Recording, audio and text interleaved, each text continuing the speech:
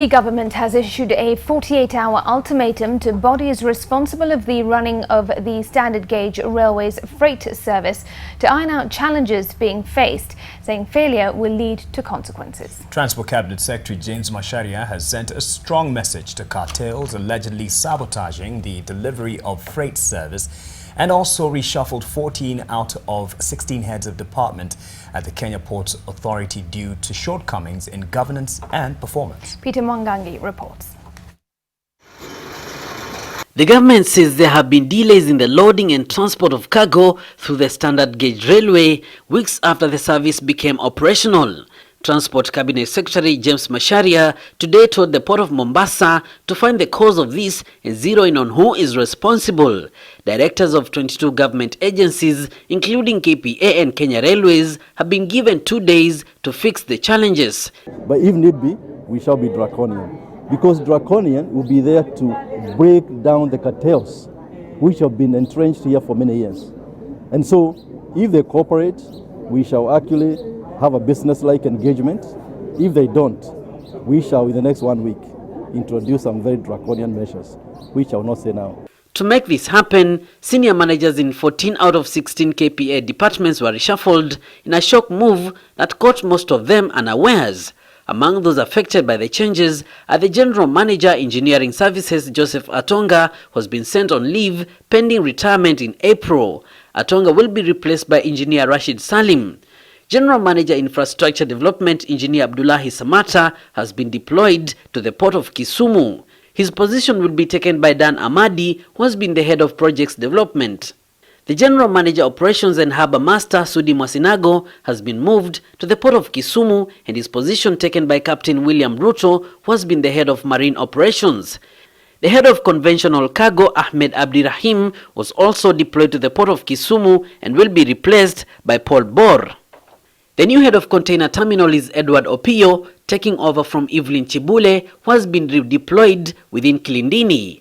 Head of Human Resources Boaz Ouko has been redeployed internally and his position taken by Catherine Wangari.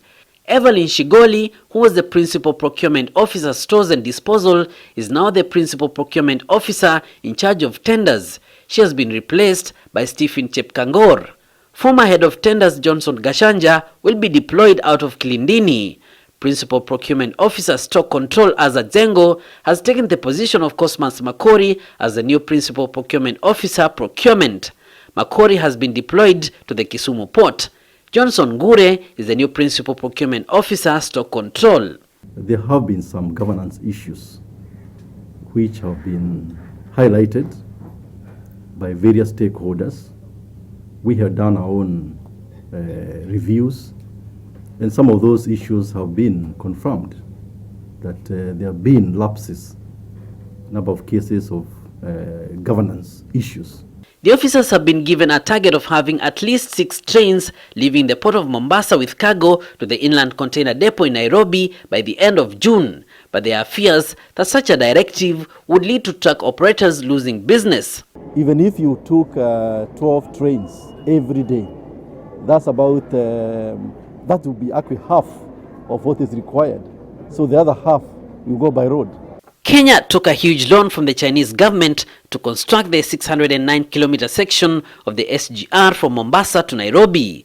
By failing to have sufficient volumes of cargo transported via the SGR, the government risks putting itself in a more strenuous financial position, given that it will receive lower than expected revenues, but still be compelled to make loan repayments to the Chinese as scheduled or risk heavy penalties. On the other hand, the transport of cargo using trucks along the Mombasa-Nairobi highway is a lucrative business, and those who have invested in it seem willing to go to great lengths to keep it. The other challenge that the SGR freight service faces is its inability to evacuate all the cargo from the port of Mombasa, even when operating at maximum capacity. With growing cargo volumes being witnessed here at the port of Mombasa, the focus is now shifting to how the cargo is efficiently evacuated from this facility to its owners, either through the standard gauge railway or by road. Container traffic registered an impressive performance with an increase of 98,586 TEUs or 9% from 1,091,091 TEUs handled in 2016 to 1.19 million TEUs in 2017. The standard gauge railway project is the single most expensive project that the government of Kenya has ever undertaken.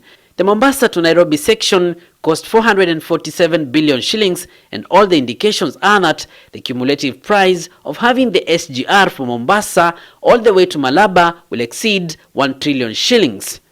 Meanwhile, construction of phase 2 of the second container terminal is expected to start in June this year. Peter Mongangi, NTV, Mombasa.